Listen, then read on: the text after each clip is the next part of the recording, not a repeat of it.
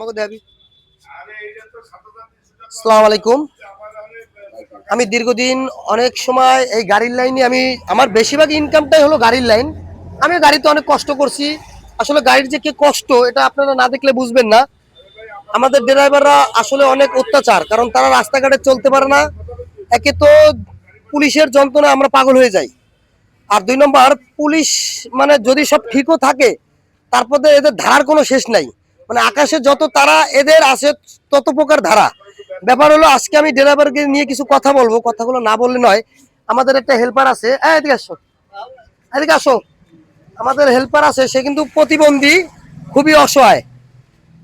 আমরা এই যে তুমি এই যে গাড়ি ধুচ্ছো, কয় টাকা দেয় তোমারে? কও কও, জোরে জোরে জোরে।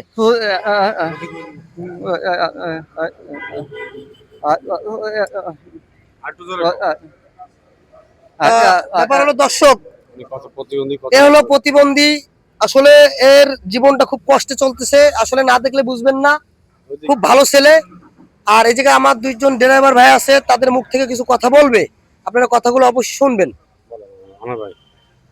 আসলে আসসালামু আলাইকুম। আমরা আসলে ড্রাইভাররা অনেক অসহায়, কারণ আজকাল রাস্তায় গাড়ি চালানোর যে অবস্থা, কাগজপাতি ঠিক থাকলেও আমরা গাড়ি চালাইতে পারতেছি না ঠিক মতো।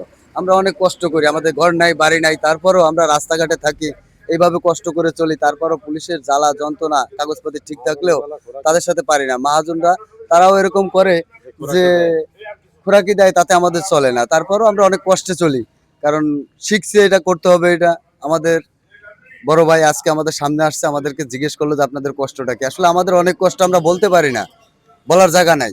কিন্তু একটা লোকই পাইছি যে আমাদের নিয়ে ভাবে, আমাদের কথা জিজ্ঞেস করে, ভালো মন্দ দেখে। হ্যাঁ, যাই হোক, যত যাই হোক, আমরা রাস্তাঘাটে চলি, তারপর অনেক কষ্টে চলি।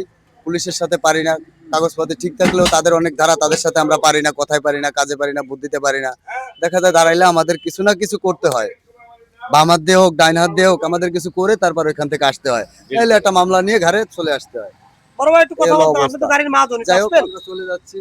আপনাদের তো গাড়ি আছে, যেহেতু আপনারা মহাজন, আপনাদের ব্যবসার হাল কেমন তারা আমরা জানি না, জানি। আপনারা ড্রাইভারদের জন্য এখন কি করতে চাচ্ছেন? যেহেতু মহাজন আর তারা তো সুযোগ সুবিধা চাচ্ছে ভালো। এখন দেখেন, আমরা আসলে গাড়ির ব্যবসা করতে গিয়ে গভর্নমেন্টের ভ্যাট ট্যাক্স সম্পূর্ণ দিয়ে গাড়িটা আনলাম। আনার পরে গাড়ির বছরে বছরে গাড়ির কাগজের রেট বেড়ে যাচ্ছে, ডিজেলের দাম বেড়ে গেছে, সম্পূর্ণ খরচ মহাজনের উপরেই পড়তেছে। এখন ড্রাইভারের জন্য কিছু করতে গেলে ড্রাইভার কিন্তু অবশ্যই মহাজনরা করবে, এবং সারা জীবনে মহাজনরা ড্রাইভারের জন্য করে আসতেছে। কেন কিষাণ কখনো ওই রাখাল কখনো গরুর দাম দিতে পারে না, ওটা মহাজনই দেওয়া লাগে। ড্রাইভার ক্ষতি করলো, তবে উচিত হবে এখন রাস্তায় যে পরিবেশ পরিস্থিতি সারা বাংলাদেশের, এতে রাস্তায় আপনারা সুশৃঙ্খলভাবে এবং রাস্তায় ট্রাফিক আইন মেনে সুন্দরভাবে রাস্তায় গাড়ি চালাইতে হবে। আচ্ছা মনি এবং ভাই, এবং উল্লেখ থাকে যে বর্তমানে যে আইন করছে এবং ক্যামেরা লাগাইছে ঢাকায়, এবং এখানে বলে দিছে যে ড্রাইভারদের 50-50, মহাজন আর 50-50, কেস গেলে ড্রাইভারের 50-50, ড্রাইভার যদি অন্যায় করে তবে এই কারণে 70%, এই কারণে হয়তো বা দেখা যাচ্ছে কি অ্যাক্সিডেন্টের ধাক্কাটা কমে আসতে পারে, ড্রাইভাররা অনেক সংযত হয়ে গাড়ি গুড়ি চালাবে, যে এখন মামলা খাইলে ওভার স্পিড হবে না। তবে এই কাজটা সরকারের শুভবুদ্ধি উদ্দেশ্য, কিন্তু সরকারের কাছে আমার আকুল আবেদন, এই তেলের দাম আন্তর্জাতিক বাজারে যেভাবে ওঠানামা করে এইভাবে জানি মানটা এইভাবে রাখে। আর গাড়ির কাগজপত্রের ব্যাপারে আবেদন আছে আমার। একটা 14 ফিট গাড়ি, একটা জ্যাক গাড়ি, এত টাকা দিয়ে গাড়ির কাগজ করতে গেলে আমাদের জন্য খুবই কষ্টদায়ক। আমাদের মাস গেলে একটা গাড়ির দাম 15-16 লাখ টাকা, একটা সেকেন্ড হ্যান্ড গাড়ি, কিন্তু আমরা মাস গেলে 20,000 টাকা ইনকাম করে খাইতে পারতেছি না, আর একটা ড্রাইভারও চলতে পারতেছে। সরকারের কাছে আমার আকুল আবেদন, বাংলাদেশের বর্তমানে প্রধানমন্ত্রী তারেক রহমান সাহেবের কাছে, যে আমরা জানি আর একটু কাগজের ব্যাপারে জানি আমরা একটু হেল্প সহযোগিতা পাবো। এবং এই জুন মাস চলতেছে, জুন গুলো জানি যত গাড়িগুড়ি যেগুলো ফেল ছিল কাগজ, এগুলো জানি করার সুযোগ করে দেয় বিআরটি, সেভাবে আমি বাংলাদেশের সমস্ত গাড়ির মালিকের পক্ষ থেকে আমার দাবি রইল সরকার। আচ্ছা, আমি একটু মহাজন হিসেবে আপনার, আচ্ছা ভাই মহাজন হিসেবে আমি আপনার একটু প্রশ্ন করতেছি। দেখা গেল এরাদের একটাই দাবি, ড্রাইভারের দাবিটা হলো যে আমাদের কমিশন কিন্তু 1100 টাকা। জি।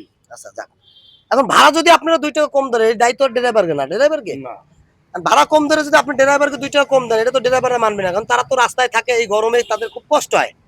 আচ্ছা, এই ড্রাইভারদের জন্য আপনি কি করতে পারবেন, কি করলে ভালো হয়? আচ্ছা, এই ব্যাপারে একটা মন্তব্য আছে, সেটা হচ্ছে যে একটা ভাড়া যখন আগে যখন 20,000 টাকা ছিল, এখন 15 টাকা পার লিটারে তেলের দাম বাইরে গেল হঠাৎ করে আবার, কিন্তু ড্রাইভারের ভাড়া বাড়ে নাই, গাড়ির মাহাজনের ভাড়া বাড়ে নাই, ভাড়া বরং আরো 2-1,000 কমছে। এর কারণ কি? কারণ হচ্ছে ভাড়ার চেয়ে গাড়ি বেশি, আর এই গাড়ির চেয়ে ড্রাইভারও বেশি, মানে রোগের চেয়ে দাহ বেশি, জ্বরের চেয়ে কাঁপায় বেশি, এরকমের সমাজ ব্যবস্থা চলতেছে। এখন আমাদের উচিত হবে যদি একটা ড্রাইভার টিপের থেকে আসে, তারে মোটামুটি ক্যাশ বাসে তারে ওখান থেকে একটু সারমার দিয়ে, যে একটু মাথায় মশা দিয়ে একটু সারমার দিয়ে, ভাই তুইও বাস আমিও বাঁচি, এইভাবে সমন্বয় করে ড্রাইভার মালিক ভাই ভাই সবাই একসাথে থাকতে চাই। আচ্ছা মনির ভাই অল্প কিছু কথা বলবেন ভাই, একটু দাঁড়ান, একটা ছবি তুলতে হবে আমাদের, যেহেতু আমরা মোটর শ্রমিকের সবাই ড্রাইভার। আমি এই লাইনে আসি, আমি এই লাইনের বাইরে কিছু না, আমি হয়তো কিছু ফেসবুকে কাজ করি, এর মানে এই না যে আমি এই লাইন সাইডে দিছি, কারণ ফেসবুকে আমার এমন আহামরি ইনকাম হয় না। আমার এই প্রথম আমার পেট চলে, আমার রিজিক চলে কিন্তু আমার এই গাড়ির পরেই। তো ব্যাপার হলো, একটু ক্যামেরার দিকে ফেরেন, ব্যাপার হলো আপনি ড্রাইভারকে বিষয়ে কিছু বলবেন।